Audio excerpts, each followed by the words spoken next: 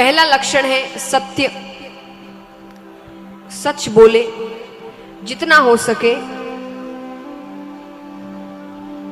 राजा हरिश्चंद्र ने पत्नी का विक्रय करके भी सत्य की राह नहीं छोड़ी थी,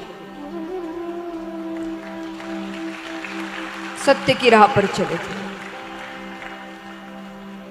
आज के समय में मुश्किल है, जानती हूं मैं, लेकिन फिर भी जितना बन पड़े, जहां झूठ की जरूरत नहीं वहां झूठ मत बोलिए। जैसे मैं आपको एक उदाहरण देती हूँ, ये हम रोजाना बोलते हैं, रोजाना आपको कभी किसी से मिलने जाना है, ठीक है, समय बांधा है, इतने बजे मिलना है, अब समय निकल गया आगे, वो आपको सामने से फोन करेंगे, भाई कहाँ हो, आप क्या कहते हो, बस 2 मिनट में, रास्ते में, घर से निकले भी नहीं हो अभी तक,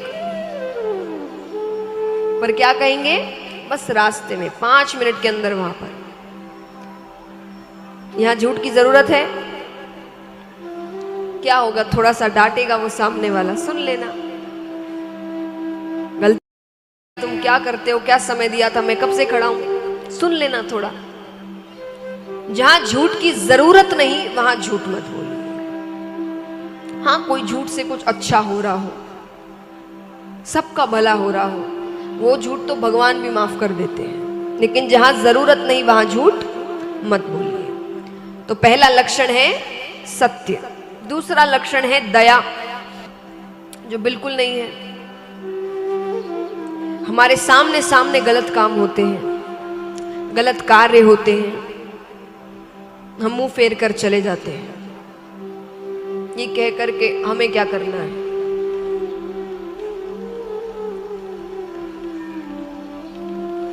और आजकल, चलो पहले के लोग फिर भी कहते थे कि मुंह फेर कर जाएं, कि हम देख नहीं सकते, हमारे अंदर इतनी दया है कि हम वो देख भी नहीं पाते कुछ गलत होते हुए, इसलिए हम चले जाते हैं। पर आजकल तो उतना भी नहीं करते, वहीं खड़े रहते हैं, देखते रहते हैं, और साथ ही साथ एक और क्रूरता का कार्य करते हैं। क्या? वीडियो बनाते हैं। कोई तकलीफ में है, कोई चीख रहा है, कोई पीड़ा में है, और आप खड़े होकर वीडियो बना रहे हैं। कहां है दया, इंसानियत? हमसे अच्छे पशु हैं, वो ऐसा कोई कार्य होता देख तो पहले भागते हैं।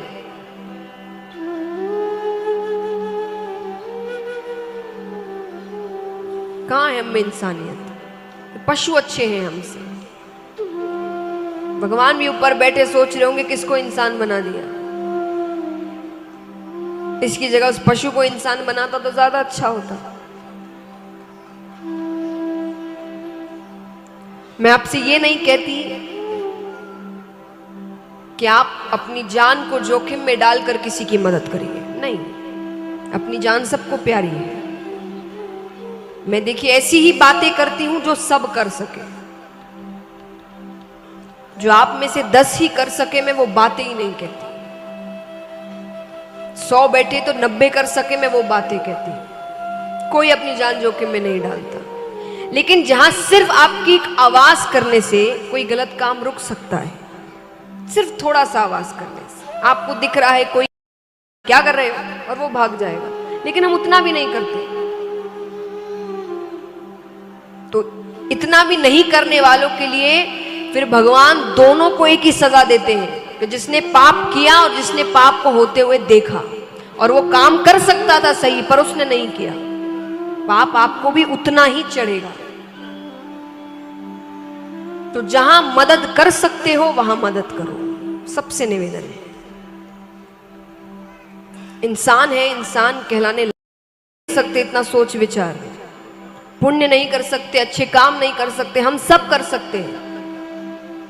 इतनी बुद्धि दी है भगवान ने हमें,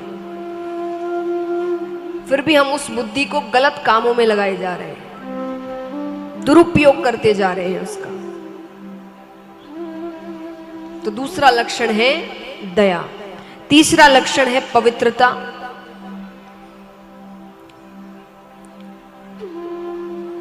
खुद को पवित्र रखें, चरित्र पवित्र रखें, घर पवित्र रखें, शरीर पवित्र रखें। जितनी पवित्रता होगी लक्ष्मी उधर आएगी। दरिद्रता होगी, गंदगी होगी, दरिद्रता आएगी। अब चलिए, तीसरा लक्षण तो कई जन कर लेते हैं, शरीर को पवित्र रखना, साफ सफाई रखनी, इतने अच्छे अच्छे शैम्पू साबुन आजकल आ गए हैं, बड़े साफ सुथरे रहते हैं, पर शरीर जितना साफ सुथरा, मन उतना ही गंदा, उतना ही काला। तो चौथा लक्षण है तपश्चर्या, कि मन पवित्र रखे, वाणी पवित्र रखे। किसी को कुछ कहने से पहले 100 बार सोचो क्या कहने जा रहे हो। और अगर आप कहें कि मेरे पास इतना समय नहीं है कि मैं बैठकर 100 बार पहले सोचूं क्या कहना और फिर कहूं, तो मत सोचना, एक बार इतना सोच लेना कि जो करने जा रहे हो, जो कहने जा रहे हो, वो अगर आपके साथ कोई करेगा तो आपको कैसा लगेगा।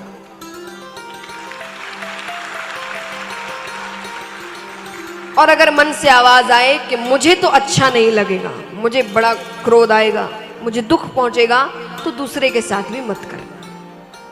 और अगर कहो कि नहीं मुझे कोई फर्क नहीं पड़ता, मुझे भी कोई ऐसा कह दे तो मुझे चलेगा, तो फिर कह दो। लेकिन अगर लगे मुझे अच्छा नहीं लगेगा तो दूसरे से भी मत कहो। मन सबके एक होते हैं, दुख सबको उतना ही पहुंचता है। कहते ना कि कोई अमीर घर का है और कोई बहुत गरीब है, दोनों को एक एक थप्पड़ मारो, दर्द दोनों को एक ही होगा। ऐसा नहीं अमीर को बहुत ज्यादा होगा और गरीब को समझ ही नहीं आएगा कि कुछ लगा भी है। थप्पड़ मारोगे दोनों को उतना ही दर्द होगा। ये नहीं है कि आप बड़े हैं या आप ऐसे हैं आप वैसे हैं इसलिए आपको कोई फर्क नहीं पड़ता, वो छोटा है तो कुछ भी कह दो, नहीं, तकलीफ दोनों को एक ही होती है। तो चौथा लक्षण है तपश्चर्या। पांचवा लक्षण है तितिक्षा, यानी भगवान जो भी दे उसे प्रसाद समझकर ग्रहण करो। वो सोच समझ कर देते हैं। जैसा मैंने कल कहा था आपसे, भविष्य हमने नहीं देखा, उन्होंने देखा है। भगवान कहते ना अर्जुन से गीता जी में कि तुम्हें जो अभी चल रहा है उसका अंत क्या होगा नहीं पता, कि भविष्य में क्या होगा तुम्हें नहीं पता, और मुझे जो शुरू भी नहीं हुआ उसका अंत क्या होगा ये भी पता है। तो जैसा कह रहा हूं वैसा करो। मैंने सब देखा है, तो वो जो करते हैं आपके अच्छे के लिए करते हैं, सोच समझ कर करते हैं। जीवन में कोई नहीं उतारता उसे। थोड़ा सा दुख आने गया कि भगवान पर चिल्लाने लग जाते हैं। ये तो पिक्चर देखकर आजकल नया नया मंदिर जाकर चिल्ला कर आना। अरे उन्होंने जो किया है सोच समझ कर किया है, आपके अच्छे के लिए किया है, आपको अभी समझ में नहीं आ रहा। इसलिए जो होता है अच्छे के लिए। मैं आपको बहुत अच्छा प्रसंग, एक बार अकबर और बीरबल दोनों सैनिकों के साथ सबके साथ शिकार खेलने जाते हैं। तो शिकार खेल रहे हैं, बीच में कुछ कार्यवश वो तलवार निकालते हैं। राजा अकबर तलवार निकालते हैं तो उनका अंगूठा थोड़ा कट जाता है, उंगली अंगूठा कट जाता है, कट जाता है। अब राजा का अंगूठा कट गया, खून निकल रहा है। राजा तो बौखला उठे, औषधियां मंगाओ, ये करो वो करो, मुझे तकलीफ हो रही है, दर्द हो रहा है, खून निकल रहा है। बीरबल ने कहा महाराज आराम से, कोई बात नहीं, जो होता है अच्छे के लिए होता है। राजा ने कहा कि मुझे इतनी चोट लगी है, मुझे इतनी तकलीफ हो रही है, और मेरी मदद करने के बजाय ये कह रहा है कि जो होता है अच्छे के लिए होता है। राजा को क्रोध आ गया। राजा ने सैनिकों से कहा कि इसे वापस राज्य लेकर जाओ और पूरी रात इसे कोड़े मारो और सुबह फांसी पर चढ़ा दो, क्योंकि जो अपने राजा का नहीं हुआ, इसे राजा की तकलीफ नहीं दिख रही, वो और किसी का क्या होगा। तो सैनिक लेकर चले जाते हैं। यहाँ राजा जा रहे हैं, बीच रास्ते में भटक जाते हैं, तो कुछ आदिवासी उन्हें उठाकर ले जाते हैं,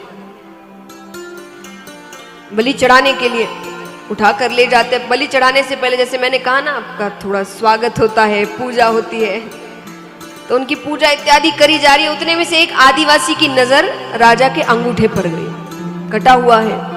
उसने कहा इसकी बलि नहीं चढ़ा सकते, ये अशुद्ध है, आपका शरीर शुद्ध होना चाहिए। कहीं भी कोई आदिवासी इत्यादि जो होते हैं, तो उसने कहा इसकी बलि नहीं चढ़ा सकते, इसको छोड़ दो।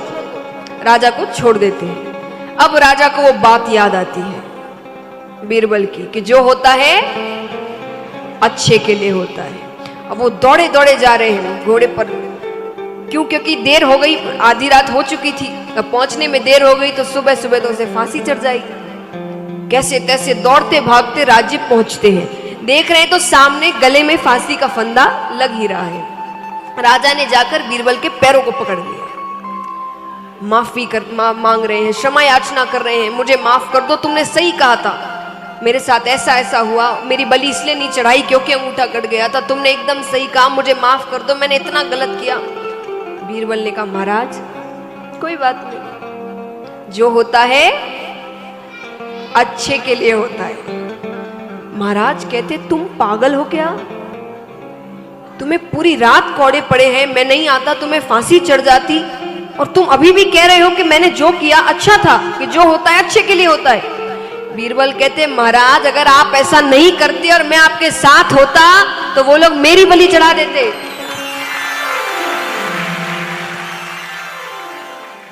तो जो होता है